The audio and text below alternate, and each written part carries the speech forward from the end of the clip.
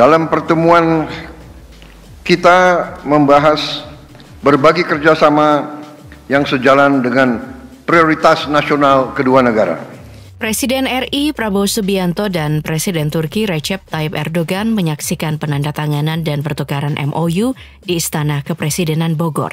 Itu artinya, Indonesia dan Turki sudah sepakat untuk memperkuat kerjasama pada sejumlah bidang, mulai dari ekonomi, pertahanan, sampai isu sosial Palestina.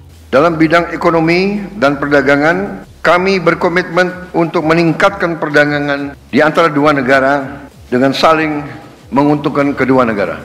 Di bidang ekonomi, pemerintah Indonesia dan Turki sepakat menyelesaikan perjanjian kemitraan ekonomi komprehensif Indonesia-Turki, yakni CEPA. Ini sebenarnya bukan barang baru. CEPA merupakan perjanjian bilateral yang berupa skema kerjasama ekonomi atau dengan kata lain, perjanjian dagang antara dua negara. Selama ini Indonesia punya perjanjian bilateral bersama beberapa negara, namun dianggap masih belum maksimal karena belum berdampak positif terhadap ekspor dan investasi Indonesia. Dalam pertemuan ini, Indonesia dan Turki menargetkan peningkatan perdagangan bilateral hingga 10 miliar US dollar per tahun dengan keseimbangan yang lebih baik.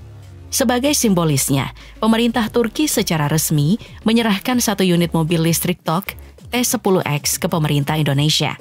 Target ini disampaikan langsung oleh Presiden Turki Recep Tayyip Erdogan dalam pernyataan pers bersama Presiden Prabowo Subianto di Istana Kepresidenan Bogor. Sebelumnya berdasarkan data Kementerian Perdagangan, total perdagangan Indonesia dengan Turki mencapai 2,4 miliar US dollar atau tumbuh hingga 12,29% dibanding tahun sebelumnya. Rinciannya nilai ekspor barang Indonesia ke Turki sepanjang tahun 2024 senilai 1,94 miliar US dollar. Sementara nilai impornya hanya 461,2 juta US dollar. Indonesia mencatat surplus perdagangan sebanyak 1,48 miliar US dollar atau setara dengan 23,6 triliun rupiah. Itu artinya ada ketergantungan pasar Turki terhadap komoditas dari Indonesia. Untuk saat ini, minyak kelapa sawit dan turunannya masih jadi penyumbang terbesar dalam ekspor RI ke Turki. Produk berbasis minyak nabati lainnya seperti margarin juga mencatat angka ekspor yang signifikan. Di sektor minuman, olahan kopi dan teh menambah nilai ekspor. Indonesia juga tetap jadi pemain utama dalam pasar rempah-rempah Turki. Sementara itu, impor Indonesia dari Turki adalah reaktor nuklir, kettle uap, mesin, dan peralatan mekanis termasuk peralatan-peralatan militer. Salah satu yang terbaru adalah pembelian drone dari Turki. Saat kunjungan Erdogan ke Indonesia, disepakati ekspor drone Bayraktar TB3 sebanyak 60 unit dan 9 Bayraktar Akinci sebanyak 9 unit. Jika dibandingkan antara total perdagangan tahun 2024 dengan target 10 miliar US dollar per tahun, menurut Ketua Umum Kamar Dagang dan Industri Indonesia, Anindya Bakri, ada banyak ruang untuk bisa meningkatkan nilai perdagangan antara Indonesia dan Turki. Targetnya adalah, selain peningkatan ekspor komoditas pertanian, Indonesia juga menargetkan penguatan ekspor di bidang energi dan sumber daya mineral. Menteri Energi dan Sumber Daya Mineral Bahlil Lahadalia dan Menteri Energi dan Sumber Daya Alam Turki, yaitu Alparslan Bayraktar, sudah menandatangani MOU yang akan membuka peluang transfer teknologi dan inovasi di sektor energi, yang tentunya akan mempercepat pengembangan energi bersih Indonesia. Yang juga tidak kalah penting, Erdogan mengungkapkan komitmen negaranya untuk terlibat dalam pembangunan IKN di Kalimantan Timur dengan melibatkan perusahaan konstruksi papan atas asal Turki. Erdogan percaya proyek ini akan melibatkan teknologi dan keahlian kelas dunia.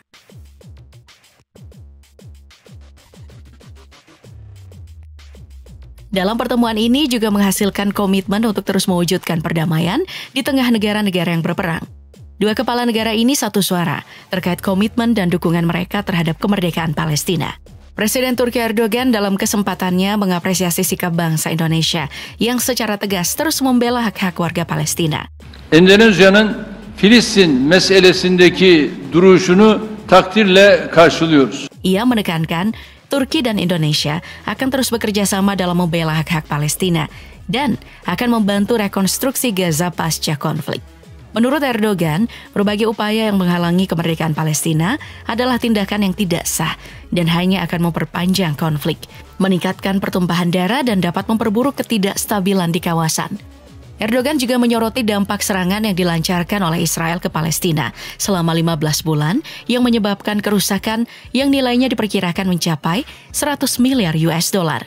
İsrail'in 15 ay süren saldırıları neticesinde oluşan zararın toplamı 100 milyar dolara yaklaşıyor. Termasuk juga menentang usulan Amerika Serikat untuk merelokasi warga Palestina dari Gaza dan mengatakan Israel harus membayar pembangunan kembali di wilayah tersebut. Sementara itu Prabowo menegaskan bahwa Indonesia dan Turki berpandangan tetap pada solusi untuk perdamaian di Palestina adalah kemerdekaan bagi Palestina dengan solusi dua negara, two-state solution. Menegaskan bahwa Indonesia dan Turki berpandangan tetap bahwa solusi untuk perdamaian di Palestina adalah kemerdekaan bagi Palestina dengan solusi dua negara, two-state solution. Hal ini tentunya sejalan dengan komitmen Prabowo dalam bentuk dukungan vokal dalam forum internasional di G20. Bagi Indonesia dan Turki, salah satu kunci untuk membangun perdamaian dunia adalah mendorong kemerdekaan Palestina. Sebab, kemerdekaan negara tersebut tidak hanya akan menciptakan perdamaian di Palestina.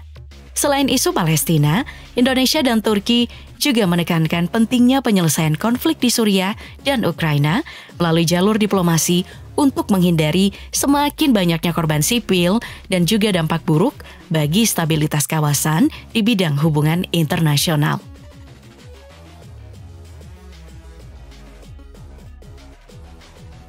Yang menarik juga untuk kita bahas adalah komitmen kedua negara untuk menguatkan kolaborasi dalam bidang pertahanan dan keamanan. Ada beberapa kesepakatan yang ingin didorong Prabowo dan Erdogan dalam pertemuannya di Istana Kepresidenan Bogor. Salah satunya terkait industri pertahanan. Sejauh ini kerjasama Indonesia di bidang industri pertahanan bersama Turki sudah berjalan dengan sangat baik. Ada beberapa perusahaan industri pertahanan Turki yang sudah bekerja sama dengan Indonesia, seperti Roketsan, Aselsan, Havelsan, dan Baykar. Dan sekarang didorong adalah joint production dengan beberapa perusahaan Turki. Untuk itu, industri pertahanan Indonesia dan Turki sepakat untuk membentuk perusahaan patungan untuk membangun pesawat nirawak dalam negeri. Tujuan dari kerjasama ini bukan cuma untuk membangun kemandirian industri pertahanan dalam membangun UAV di dalam negeri, tapi juga menempatkan Indonesia sebagai bagian dari rantai pasok global dalam produksi UAV bersama perusahaan Turki Baykar Makina dan Roketsan dengan PT Republik Corpora Indonesia. Jadi, kolaborasi ini nantinya akan fokus pada produksi, perakitan, dan pemeliharaan UAV di Indonesia. Nantinya perusahaan Turki Roketsan bakal memimpin transfer teknologi di bidang sistem rudal, termasuk lisensi kekayaan intelektual, keahlian produksi, dan pelatihan teknis. Roketsan punya pengalaman dalam pengembangan roket, peluru kendali, dan sistem pertahanan canggih. Sementara Baykar Makina bakal memberikan pelatihan dan dukungan teknis untuk memastikan UAV yang diproduksi sesuai dengan standar internasional. Mengingat, Baykar dikenal sebagai pemimpin global dalam pengembangan UAV canggih yang memenuhi standar internasional. Lalu, Republic Corp berfokus pada inovasi teknologi dan alih teknologi global untuk mendukung kebutuhan pertahanan dan keamanan Indonesia. Kedua perusahaan patungan ini juga akan bekerja sama dengan industri lokal untuk mengoptimalkan rantai pasok dan mengurangi ketergantungan pada komponen impor. Selain kerjasama di bidang energi, perdagangan, dan pertahanan, ada total 13 dokumen kerjasama yang sudah disepakati oleh kedua negara. Di antaranya, memorandum di bidang layanan keagamaan dan pendidikan keagamaan, memorandum saling pengertian tentang kerjasama di bidang pendidikan tinggi, perjanjian kerjasama di bidang kesehatan dan ilmu kedokteran, promosi dan fasilitas investasi, pembentukan kerjasama industri, kerjasama di bidang televisi, di bidang keradioan, dan kerjasama antara Anadolu Agency dan Kantor Berita Antara Indonesia. Dalam pertemuan kita membahas berbagai kerjasama yang sejalan dengan prioritas nasional kedua negara. Tapi yang terpenting, kunjungan Presiden Turki Recep Tayyip Erdogan ke Indonesia menandai momentum strategis bagi kedua negara. Keakraban kedua pemimpin negara adalah momentum itu guna memperkuat kemitraan strategis dan membangun solidaritas dunia Islam. Dalam lanskap geopolitik global yang semakin didominasi oleh kekuatan Barat, Hubungan erat antara Indonesia dan Turki tidak hanya menjadi peneguhan diplomasi bilateral, tetapi juga membuka jalan bagi alternatif kekuatan dunia Islam yang lebih solid dan berdaya saing. Hal ini juga tentunya berimplikasi terhadap Palestina. Memang sudah ada organisasi kerjasama Islam OKI yang didirikan pada 25 September 1969 di Rabat, Maroko sebagai organisasi antar negara terbesar kedua di dunia setelah Perserikatan Bangsa-Bangsa. Tapi dalam realitasnya, peran OKI dalam memperjuangkan kemerdekaan Palestina dan membela kepentingan dunia Islam masih jauh dari harapan.